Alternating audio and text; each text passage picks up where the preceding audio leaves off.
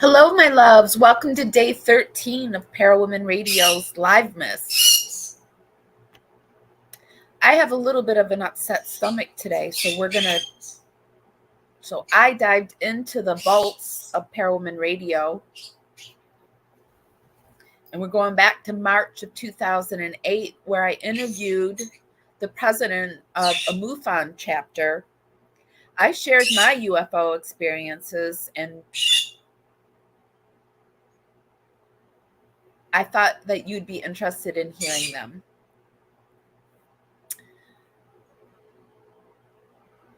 So if you could give this live a thumbs up, helps us dance out into the algorithm, bring more people back to the party.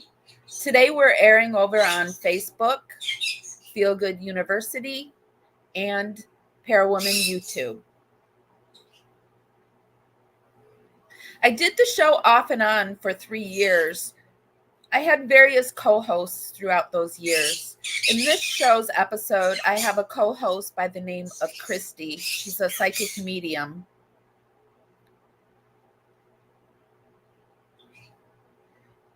And let me add it to the stage. I hope you enjoy this. So far, so good. So up next, we have... I'm going to play it straight through, but I will be over in the chat in case anybody wants to chat.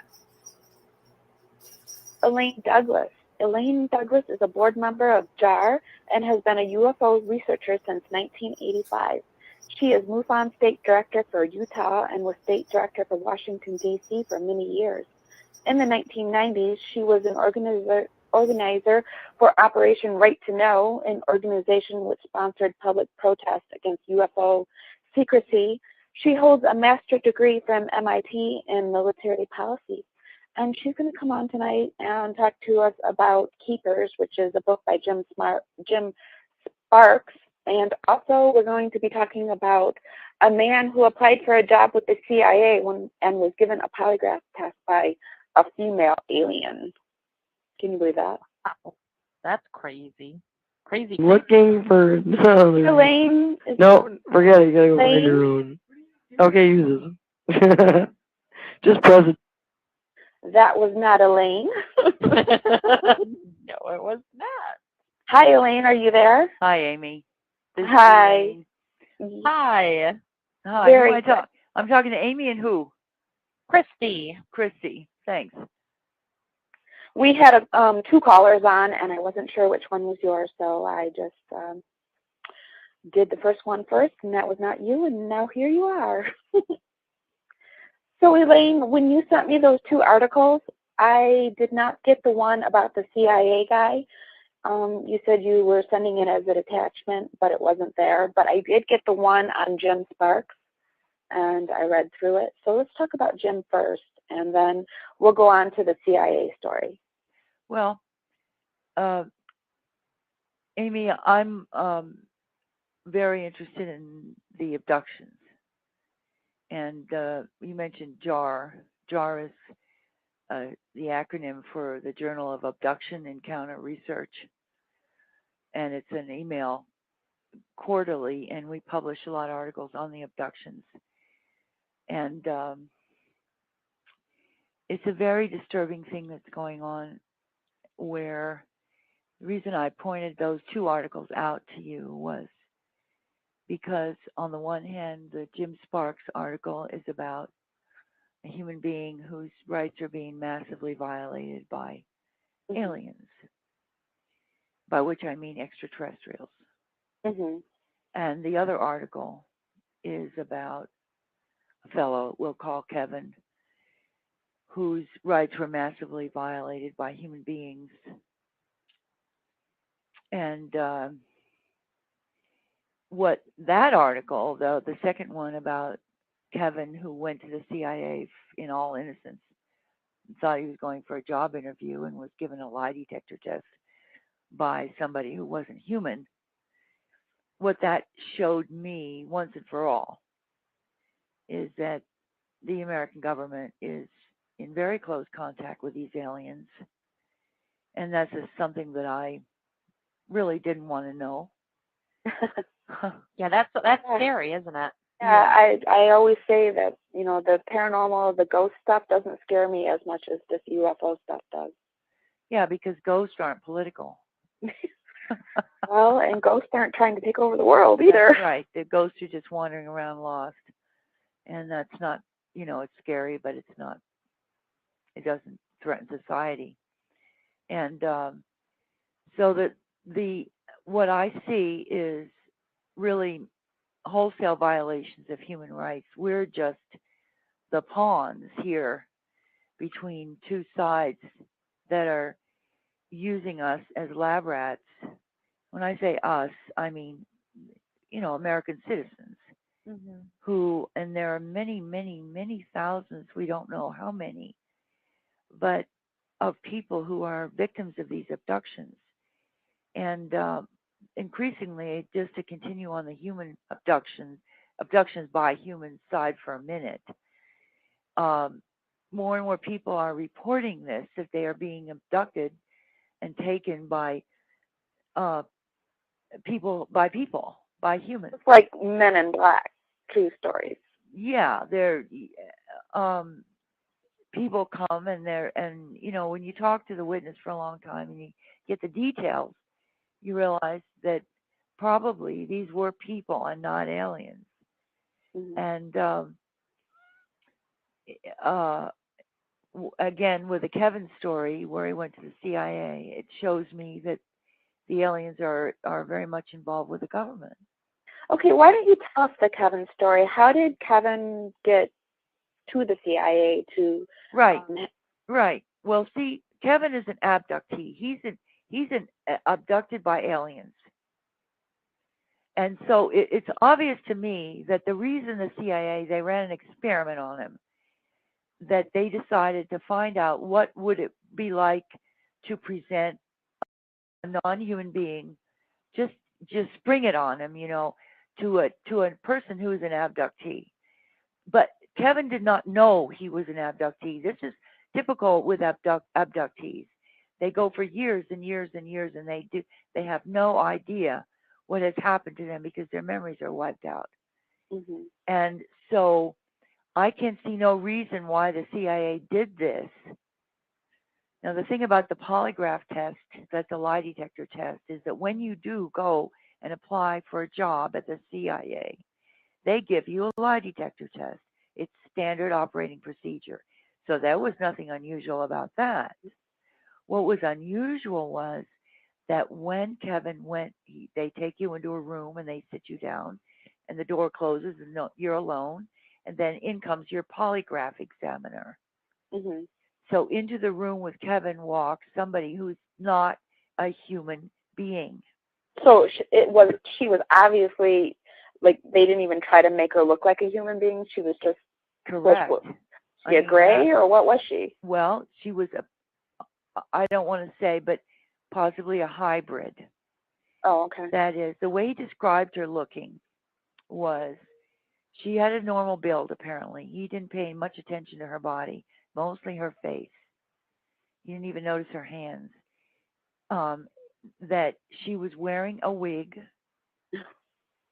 and he described that this wig was just some sort of an absurd wig that is just sitting on top of a bald head. It's long blonde hair, and it's just so obviously a wig. I mean, like it was didn't fit her or something, like on purpose. And then the other thing is her eyes and her skin. Her skin, he described her as looking like a wax doll. And her eyes, in particular, he remembers those. They were eyes with, around the color portion of the eye is called the iris. Like if you have brown eyes, and then there's a white part of your eye, and then there's in the middle of it all there's a pupil, that black dot. And for her, irises were blue, but not a normal blue. Some kind of a blue that looked like a plastic. If you look at human tissue, you can see that human tissue has all kinds of little subtle variations in it, little waves and curves and subtle variations of tint and so on. Her eyes were like a solid color blue, like they weren't real. And that was her appearance. And I interviewed him in 1997. This occurred to him in 1985. And I said to him several times in the interview, I interviewed him for 5 hours. I said, Kevin, was this a human being? Was this a human being? No, it was not. She was not a human being. Did she ever let on to the fact that she wasn't a human being? Absolutely not. I mean, it's like torment. She walks in the room like everything's just normal, and she's very mean and nasty, which is not so unusual for polygraph examiners, actually. But she's very mean and nasty, and Kevin is just like absolutely stunned. He says he was afraid of her. He could hardly. He was very intimidated, and he finally convinced himself at the time that she's wearing a disguise. And he said in his interview with me, it's amazing what the mind will make up. Because as he, looked back years later and re-examined the experience, he knew she was not human. But at the time, he got himself convinced that she's wearing a disguise. Mm-hmm. And so that, and the thing was, I looked at his whole life. I didn't just look at this one event, which the event, of course, is critically important. But I wanted to see what the background was. So I looked at his whole life. And I found that he was an abductee. He had numerous experiences that were, we who study these cases, we kind of get to where we recognize them. He was taken many times from his college dorm. He remembers it. And so I understood him to be an unaware abductee. At that time, he did not call himself an abductee. He did not believe he was an abductee.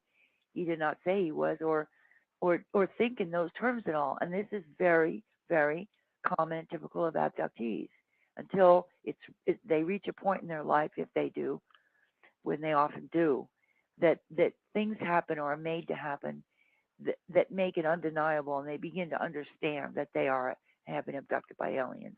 But until that time, they sweep it under the rug. Do you think that it was an experiment on how he would react to an alien? Absolutely. Okay. Absolutely. And because he was an abductee, that's what's done. And so did they wipe out his memory after the interview? Yes, they did. Okay. Yes. That night, he goes back to his hotel room that night, and he's abducted that night from the hotel room. We don't know by who, but what he developed later was lots and lots of gaps in his memory and an aversion.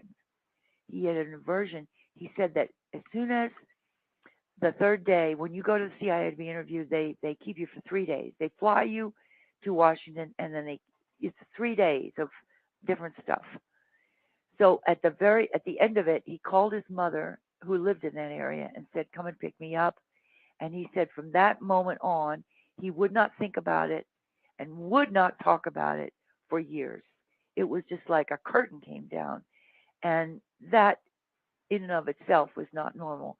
So the feeling I had is that an aversion and aversion, AVERSION, was installed in him to prevent him from talking about this and thinking about it. So obviously he wasn't chosen for the CIA. Obviously. I doubt the CIA had any intention of hiring him.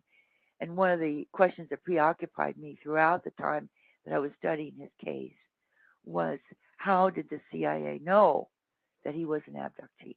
Was he qualified to become a CIA person? Oh, actually, I mean, did he have the education and all that? Yes, he was. He was a college graduate. He traveled all over the world. He knew languages. And that's why he thought maybe he would want to work for the CIA. And he was qualified, absolutely. But in any case, the big deal was they decided to turn him into an experimental object instead of a job candidate. Okay. So to me, that's telling me that the many stories that I'm hearing about people who claim they're being abducted by human beings have to be taken seriously. Mm-hmm. And So there we have the government doing that. In the meantime, we have the aliens doing it. Now, do you want to talk about Jim Sparks? Let's talk about Jim Sparks. That might help people understand more why you believe what you believe about Kevin. Okay. Well, Jim Sparks is another person, a fellow. Let's see, he probably was in his mid-30s. Like Kevin, had no idea. All right. No idea that he'd been abducted for years. And all of a sudden, things start happening to him that he remembers. And we have to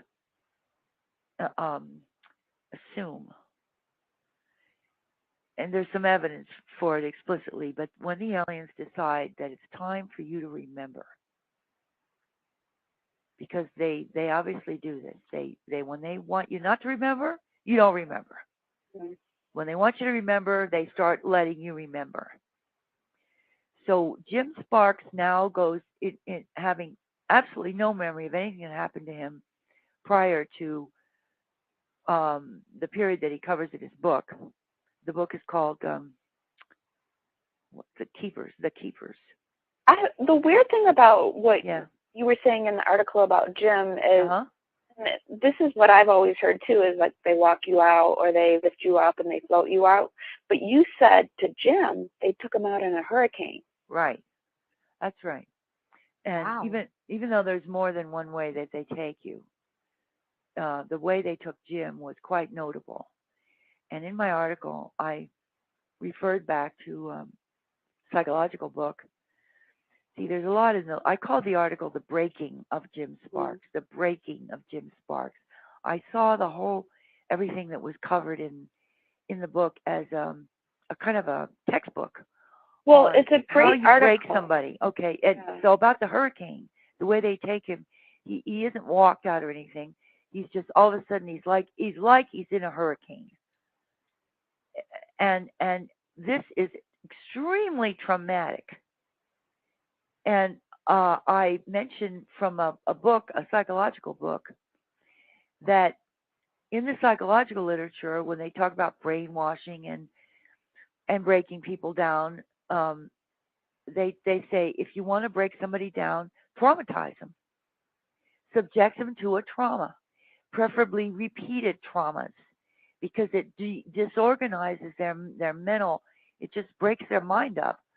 And so they're, like pulverizes their mind to the point where they're more vulnerable to whatever it is that you're trying to get them to do or become or believe.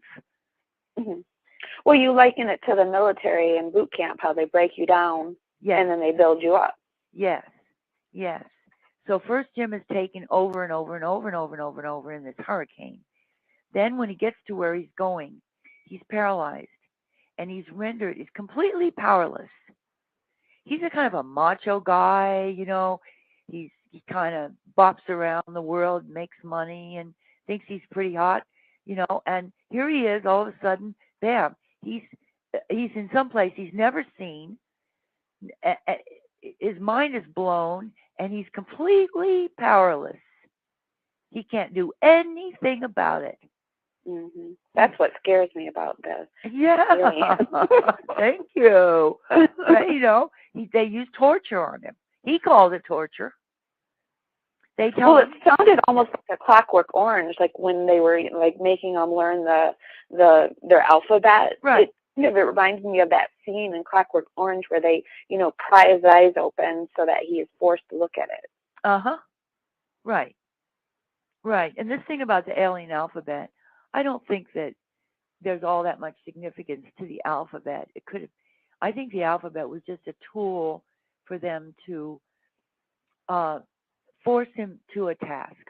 Mm-hmm. In other words, in order to demonstrate what they're trying to do, and they succeeded in turning him into a kind of an agent of theirs.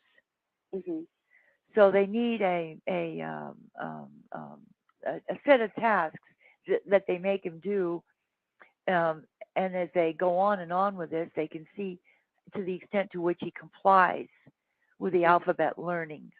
Because in the beginning, He says, I'm not learning your effing alphabet. You know, you know what you can do with your damn alphabet. You He put it resisted upstairs, for a long time. Yeah, he was really, really fought, and then, like if he doesn't practice the letters, they start inducing pain into his body. And then when he does learn it, then they induce pleasure. Right. It's really like simple, isn't it? Duh. That's real, and they isolate him. He's isolated. Nobody will believe him. He can't tell, and they tell him not to tell anybody, and so he's completely alone, and he starts to break down. He starts drinking, he can't do his work, and they intimidate him. Then if he doesn't follow instructions, he's punished. Then they entice him. They give him sexual thrills. Well, I want to read this one section in the article that you actually, as I was reading the article, I was thinking these thoughts, and then like in the next few sentences, you would say the same thing that, I was like, well, why? And then you would answer it almost. So what I thought was the creepiest part of the article was that he's not supposed to tell anyone, but he finally breaks down and he tells his wife. Right. And his wife says, what creatures, Jim? And he says, you know what I'm talking about. Don't you remember seeing me last night? And she says, no, and we're not supposed to talk about it. And he says, you know what I'm talking about? And she says, you mean my helpers from heaven? And he says, please, I need you to know what's going on. And she says, don't ask me about it, Jim, because I won't talk about it. Right. And I thought, see, that this is is slavery. So creepy. This is slavery. Yeah. This is slavery. And this means that if Jim Sparks thought he had refuge in his wife, he has no refuge in his wife. She's one of their properties. And they go on with him, and they show him they've been taking her and dealing with her whole life. And this is one of the things that the aliens do. They bring people together. They decide who you're going to marry. If they don't like who you're married to, they'll get you divorced. And so they obviously had him marry her because they already had her. And they had him, and you see, so she's not going to give him any relief because it just made me sick. It really did. Well, they had her. Because you said that they try to get you, break you down under certain conditions. Like they told her they were her helpers from heaven, and she bought into that. Right. And then they tried to tell him that they were God, and he didn't buy into that. Right. So then they tried to tell him that they were demons, and he didn't buy into that. Right. That's right. And then they found the formula that he would buy into. Because that's what they do. They just keep going until they find what appeals to you. And then he stopped there. They found, we found the formula. This will work with him. And for Jim, they appealed to his narcissism. They told him they'd been following his family line for 2 million years. And to him, that meant, gosh, I must be important. You see? And that's what he needed, that so bad. He needed to feel important because they had been rendering him completely powerless for this was probably like the second or third year of this period. So for years, they've been taking him in a hurricane, rendering him powerless. And now they tell him something that suggests to him that he is important. And he's got to buy it. And he does. He buys it. He buys it. And then what happens with Jim? Well, then they can, then they start what I call decompression. In the beginning, they're all intimidating and mean and cruel. And then they start to get just a little bit nicer. And you notice how the person, and see, Jim's case is not unique. I've seen this reaction in others. As soon as they grant you one little tiny thing, the person is just so full of gratitude. Oh my God! It's like they've been torturing me every day for 5 years, and one day they didn't, and then the person just falls all over themselves with gratitude. And that is just human. It's just the way we are. It sort of reminded me of like Stockholm syndrome. Yeah, when you're kidnapped and you start to defend and relate to your kidnapper and almost right. in love with them, and That's right. That's right. That's right. So then they start telling him what they want him to believe. And while in the earlier phases, he would question them. They said, we're God, we're demons, we're police officers, we're Army generals. No, you're not. No, you're not. No, you're not. No, you're not. Finally, after he starts believing them, he doesn't question them anymore. He stops doubting whatever they tell him. So from that point on, whatever they tell him, he just believes everything they say. And when I was interviewing one time, he tells me, forgot exactly what the comment was. He tells me something that I didn't think there was any evidence for. And I said, well, Jim, how do you know that's true? He said, well, they told me. Oh, they told me. So therefore, that's how it's true. And so his critical faculties go into suspension. So he's not critical anymore. And finally, at the end, he's one of theirs. He's one of their boys. He's writing books talking about, and if you read his book, he talks in there about how it's going to be just so wonderful, the aliens, when their regime is installed, and the future that they have in mind for us. Mm-hmm. And what is the future that they have in mind? It's not quite clear. I'm going to break in here right now and say I hope you're enjoying this. This is ParaWomen Radio. This is a classic ParaWomen Radio, aired back in March of 2008. If you like this, please give it a thumbs up. And if you like our content, please consider subscribing. We'd love to have you with us. Clear, it never is. But boy, it's going to be just wonderful. And he's their exponent. He's their spokesman now. And I've seen this happen over and over. And we call it collaborating. They've turned him into a collaborator, one who is venturing forth, speaking on behalf of the aliens, like a press agent. Mm-hmm. And but the thing is, we have to understand that any of us who, if put through what he was put through, would be doing the same thing. Mm-hmm. Yeah, I doubt I could have withstood it for as long as he did. That's right. I mean, because they are torture tactics that were used on him. So. Right. That's right. That's right.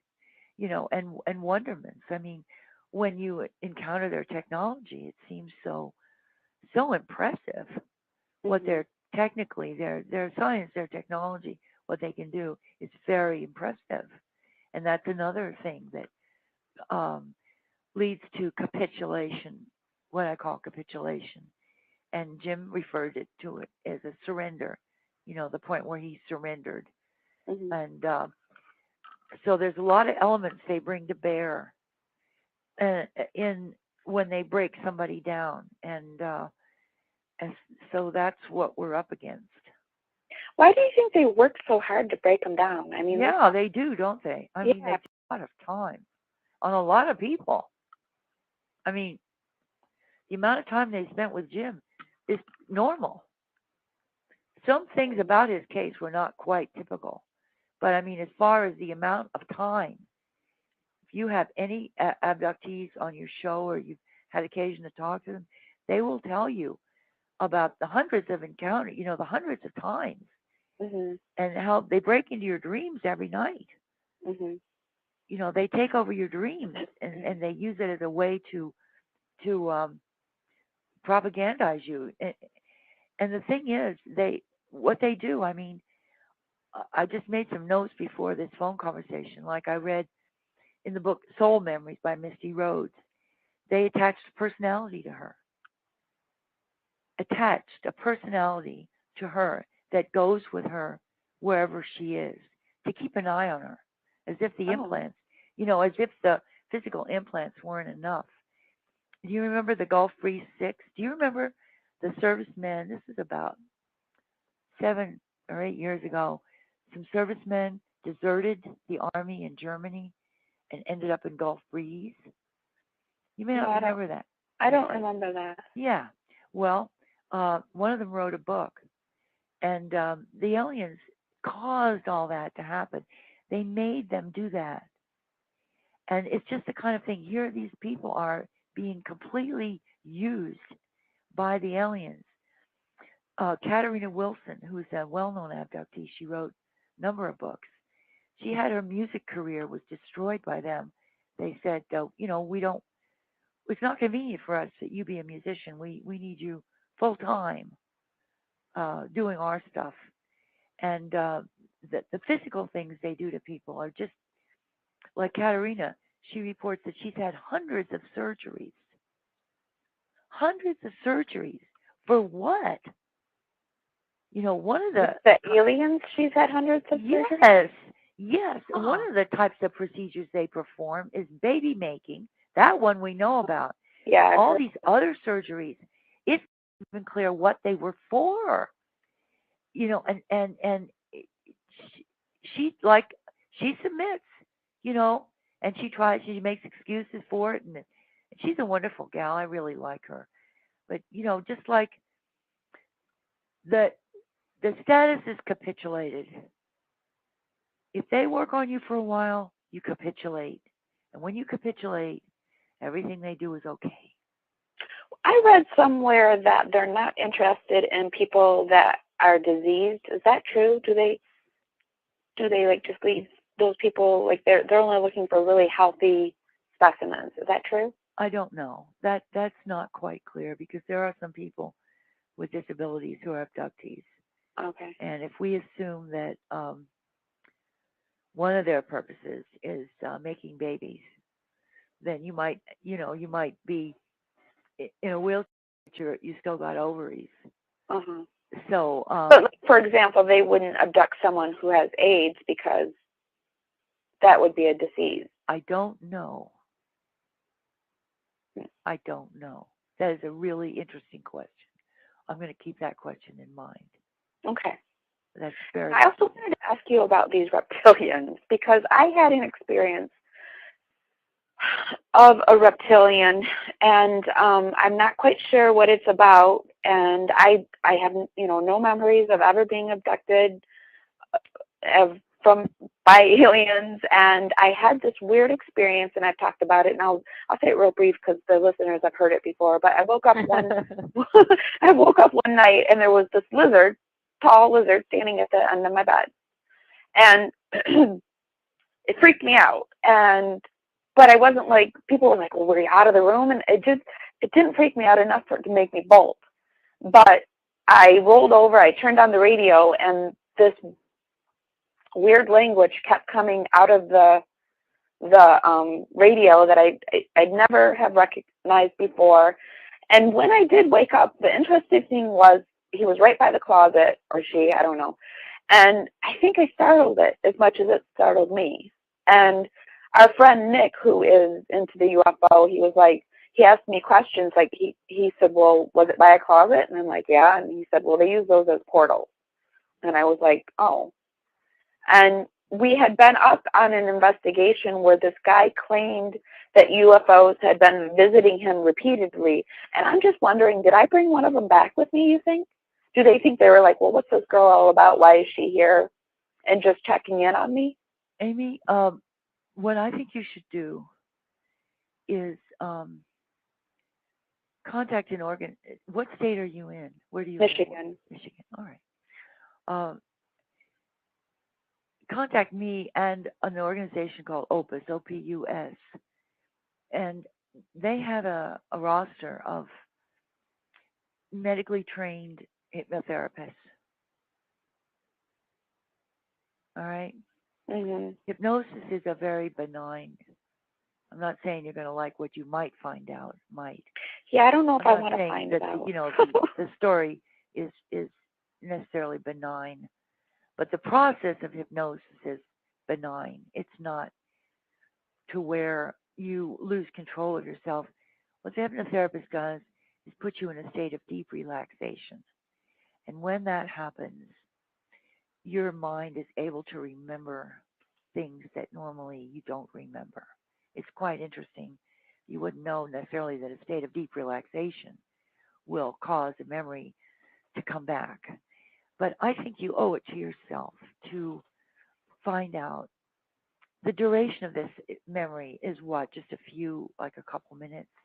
Yeah. All you remember, right? Well, I mean, I actually woke up to it, and it was standing there, and I was startled, and I got the feeling it was startled, and it just kind of disappeared. And then because when music and stuff helps me fall back to sleep, and I rolled over and turned on the radio, and there was this weird language coming out of it, and it was repeating itself. I could tell it was repeating itself because it was the same. So it was like a loop. 4 or 5 words. Yeah, it was like a loop. Yeah, right. Have you heard of such a thing? They use all kinds of special effects, shall we say, coming on over your radio or your TV or your stereo.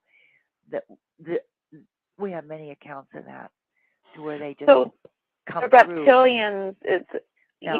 Nick said the reptilians are the bad bunch. Like, you don't mess with them, and I'm like not happy that I had a reptilian.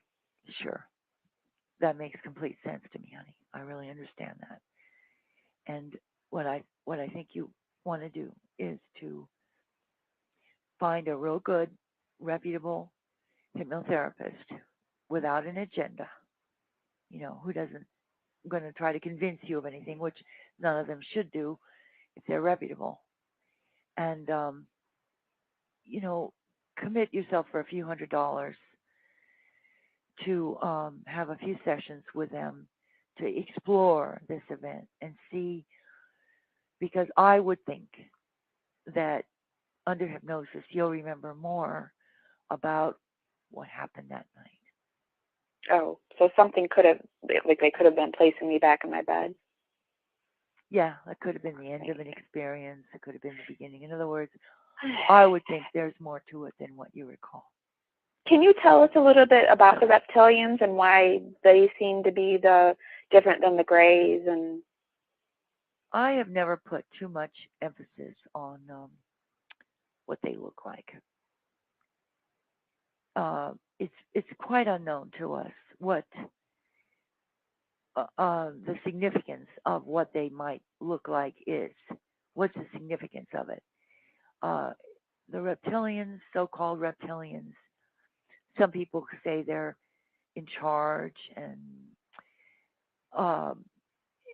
because in that book, Jim goes to meet. I wrote that down, that he went to go meet the reptilians after he had submitted. Quite so. One thing he said in that book about the reptilians was that their hands were very clumsy. And if they are real, if they are real physical beings and not illusions, then that means that they don't do any manual work. They can't even turn dials on computers because their hands are so clumsy. So that would suggest that they really were a kind of ruling elite of the alien group. But what I've always told people is, we know we're dealing with people who do genetic engineering. And we also know we're dealing with people who, a great deal of what we see in contacts with them is what they want us to see. And so it's quite possible that they would create a group of beings that look like they're reptilians just for effect, just to see what effect it would have on the psychological reaction of human beings. So they may have, the quote-unquote reptilians may have a deep history with the aliens we're dealing with, or they may be just recently created, like dial-a-being, whatever you want. Yeah. So you don't think look like characters in a play, Yeah. Costumes. I'm not saying they're wearing costumes, but I mean, with their technology, they could actually create some sort of cadre for certain purposes that had certain appearances, just for the purposes of whatever task they might be assigned to at the time. It's very. You don't think there's different, like, breeds of aliens, or are they all the same? Again, they're doing genetic engineering, and since they are, why do we think of them like the word species is often used in connection with the aliens, and we have no basis for using it.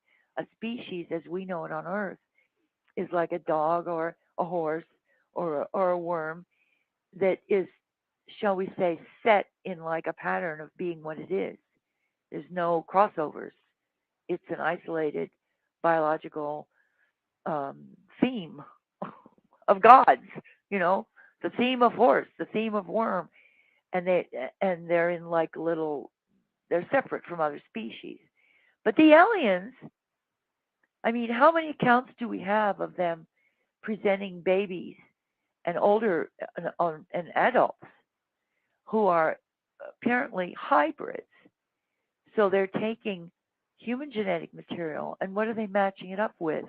We don't know, of course, what they're matching it up with, but they're creating some other people who are seemingly, I mean, I don't want to be glib about this because we really don't know for sure, seemingly are half human and half something else. Now, if they can do that, again, why should we call them species? Because they could all be, again, like the reptilians might be, creations, biological engineered creations. We just don't know. What we do know is what they do. It's very interesting to see what they look like. I mean, we all are interested in that. But what's really important is what they do, you see. And a case like Jim Sparks, well, that's an example of what they do. And that's what's important to me. And do you think they're all evil, though? I mean, do you think that they're as a whole, they're out to get us? Or do you think never that there's use a that nice, word. gentler breed? I never use that word, evil. Okay. I regard them as a foreign nation, like a foreign country. And every foreign country has interests. That is to say, national interests, things that their nation wants to accomplish. Like if we go and talk to the French, they've got their things that they want to do for the French people. And the aliens have things they want to do for the aliens. And the question is what they want to do for themselves going to benefit us? And I mean, we don't, I have reason to think that it won't, but we don't know. But here's what we do know. We know that human rights are being massively violated. You see? And I don't believe that we can get to a good place. The place we're at now, our rights are being massively violated. Now, I don't believe that we can get from here to a good place. It's like we can't get there from here. What we have to do is get this stopped. And then it's not just our country, right? They're all over. Yes. They're seeing them all over Mexico. All over the world. That's right. Yeah. And we have to get this stopped. And if we can get it stopped and get it to where our rights are being respected by our own governments and by the aliens, then maybe we can get to a good place. But right now they're treating us like, blank, blank, blank, blank. I can't say those words over the air. They're treating us like really badly. Really badly. Well, we have a guest in our chat room, Athena, and she was talking about the CIA and how they're downloading stuff into our brains, and she calls it the Green Star program or the MK Ultra or the Blue Beam Project. Have you heard of that? Well, there are MK Ultra is a term that came out in the 1970s. It was a real program, and parts of it had. We're learning a lot more about it now than we learned in the 70s. But in the 70s, it came out that the CIA was giving people LSD to see what would, how they would react. And, yeah, I remember. But more, there's a lot more books about it now, talking about the kinds of mind control experiments that the CIA or other agencies of the U.S. government have been doing. And most significantly, there are the reports from the abductees that claim they're being apprehended, kidnapped, taken, abducted by people who are people and not aliens. and this is not, it seems to me that both aliens and people are abducting us. Both. And that means that we are being confronted with very powerful forces who have absolutely no respect for our human rights. And that is very, very, very, very bad. And we've got to do something about it. And what can we do? I mean, we can really, take to the streets. That's what we can do. And we did it. We started doing it in the 90s. You mentioned when you were kind enough to introduce me that I was an organizer for an organization called Operation Right to Know, which we ended up shutting down that organization after a while. But we did demonstrations. We got out in the street and yelled and screamed and carried signs and had press conferences and got in the newspapers saying that UFOs are real, they're extraterrestrial, and the U.S. government knows it. And today we could add another slogan in there, which would be "Stop the Abductions." And you see, the way that this, the advent, the arrival of the aliens has been treated by our society is really remarkable. Most Americans have more than an inkling that UFOs are real and that they're extraterrestrial. This idea is not something that you just stop anybody on the street and scratch the surface, and it'll come out that they have a notion that UFOs are real and they're extraterrestrial. However, that's where it stops. Mm-hmm. We seem to have some sort of a unspoken agreement with our government that we're not going to really bring it up. Okay, we're not going to really press the issue. We're going to keep quiet about it, no matter what we do. Well, I think because you're ridiculed, you bring it up. Like, people think you're crazy. Ridicule is a very important key to how we're being kept silent about this. The fear of ridicule is used by all of us. When people are made fun of because they bring up UFOs, that's a way of saying to them, keep quiet. Mm-hmm. But I found out something. When I was with Operation Right to Know, and I would go around trying to urge people to get out there on the street with us and demonstrate, be in our demonstrations, I thought at the beginning that the fear of ridicule was really the most important factor that was keeping them off the streets. They'd kind of say, "Oh, get out there in the street and demonstrate." "Oh, I don't think I can do that." All right, so they wouldn't show up for the demonstration. And but at length I realized something, that it wasn't the fear of ridicule that really was holding them back. That's a factor, but the real factor was this, I believe, is that people really don't want this thing to come out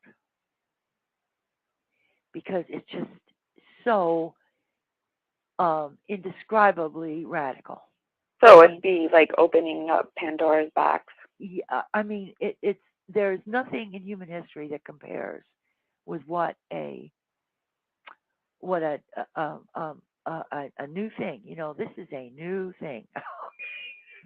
This is really new, and people are saying, guess what? Why don't you just?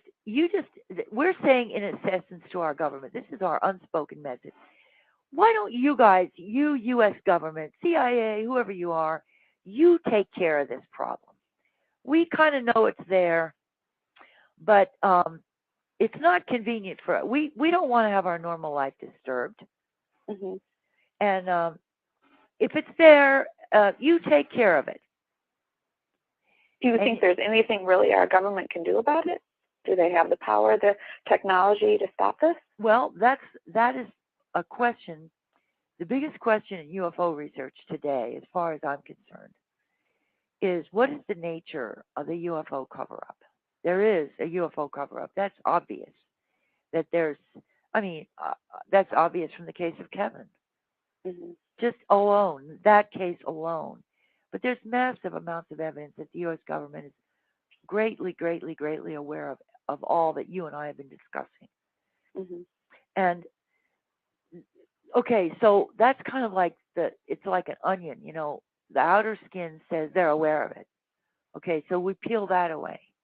Now, what's the next layer? They're aware of it, so therefore what? They've done what? They're doing what? They're trying to get done what?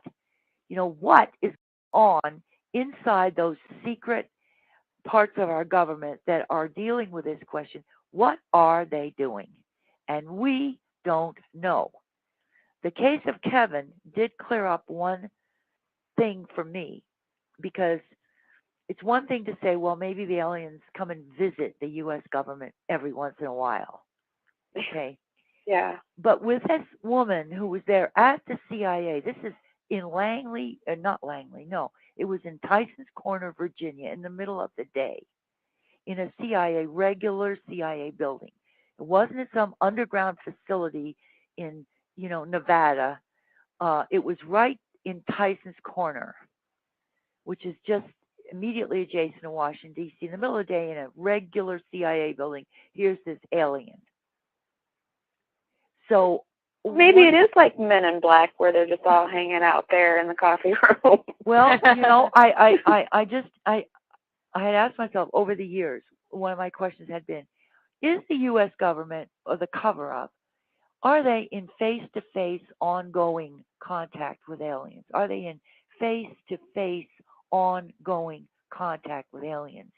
Because it's kind of important, to whether the difference between whether the aliens would just drop in every once in a while, if that's what they would do, or they hang out together constantly, on some kind of an ongoing basis. And of course, I don't know. But what Kevin's case showed me is, yes, they are in face-to-face ongoing contact. And another thing, you didn't get the article, but in the article, I asked the question, how did this woman, this alien woman, she was very good at giving lie detector tests. It's obvious that this is not the first lie detector test that she'd ever given. Mm-hmm. And I asked the question in the article, well, who else does she give lie detector tests to? How did she get her experience giving lie detector tests?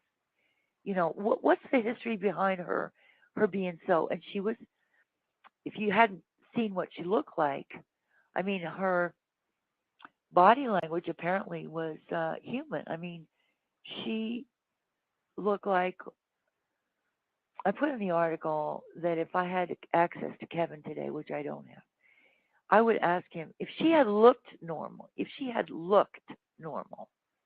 would there have been anything about her body language that would have marked her as some alien?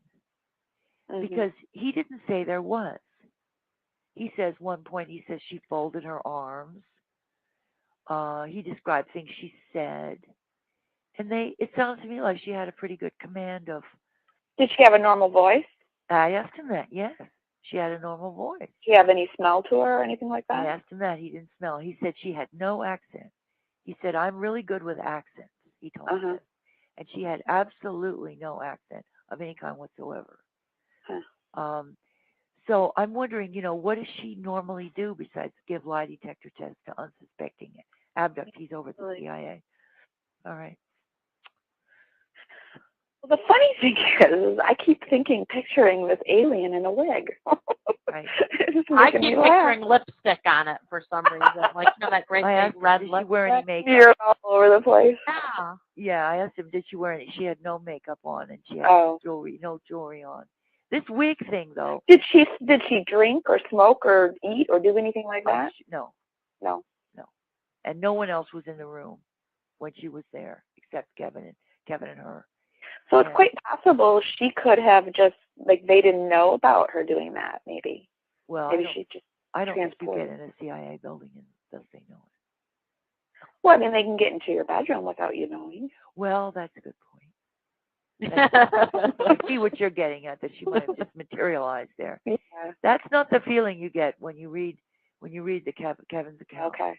You get the feeling that she came through the door. She came through the same door that that there had been another lie detector examiner. In fact, they set Kevin up. They gave him 2 lie detector examiners. The first one was a very, very, very attractive human female, a really luscious babe, all right? A really nice, a very nice woman, and very pretty. Uh-huh. And then she goes away, and in walks what Kevin described as this thing. He says this thing walked through the door, and I thought I was going to faint. Do you think it was the same woman? Because if they have the power to make themselves look how we want them to look? Well, you know, with the aliens, a lot of things are possible. I'm taking this at face value. Okay. To me,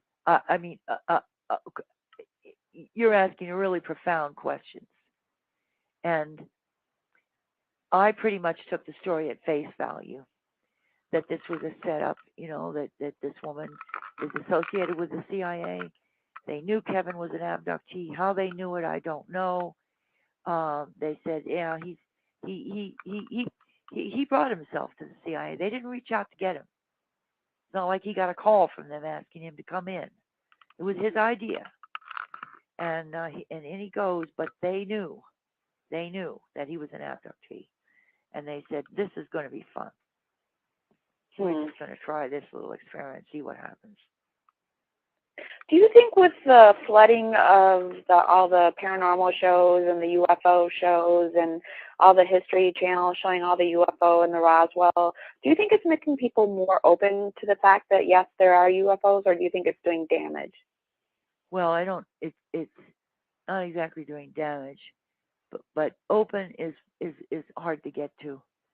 It's one thing to be a passive consumer of this information, you know, to see it on TV and sit there and munch your Fritos while you're watching it. It's another thing to realize. It's another thing to be willing to bring it up to your public officials. Mm-hmm. And the real gatekeeper is the press. You see, we as ordinary citizens, we have no access to the President of the United States. You know, we're never going to meet him. We're never going to be able to ask him a question in public, and much less many other high officials, such as the Secretary of Defense, the head of the CIA, all these people. And it's the press that does have access to those people, and in public. And it's the press that could say what is going on. And it's the press that doesn't. Well, they Elaine, absolutely will not. Hopefully by having you on the show, we've opened up possibly some information out there for people to think about. And You bet. Yeah, we're screaming up on the 9 o'clock hour, and if someone wants to get in contact with you, how would they do? If anybody wants to get in contact with me, my email address is on our website, and it's go to JAR Mag. That's JARMAG, like as though it was JAR Magazine, but it's jarmag.com.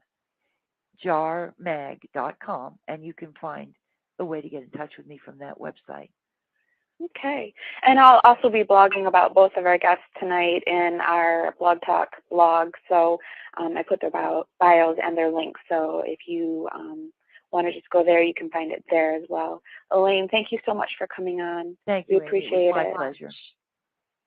Bye. Bye-bye. Okay. That was Elaine, and she was very informative on everything UFO and in the government that I never knew about. Yeah. Okay, guys, that's it for. Oops. Let me add myself. Okay, guys, that was it. I will put all the links to Elaine's web presence, and I will link you to the original interview. And this has been day 13 of ParaWomen Live Miss. We are over on Facebook. Hi, Facebook. We're over on Feel Good University for the first time. Hi, Feel Good. And we're over on ParaWomen on YouTube. I love you guys, and please give this live a thumbs up. or consider subscribing. I'd love to have you. And I'll see you guys tomorrow. Bye, everyone. I love you.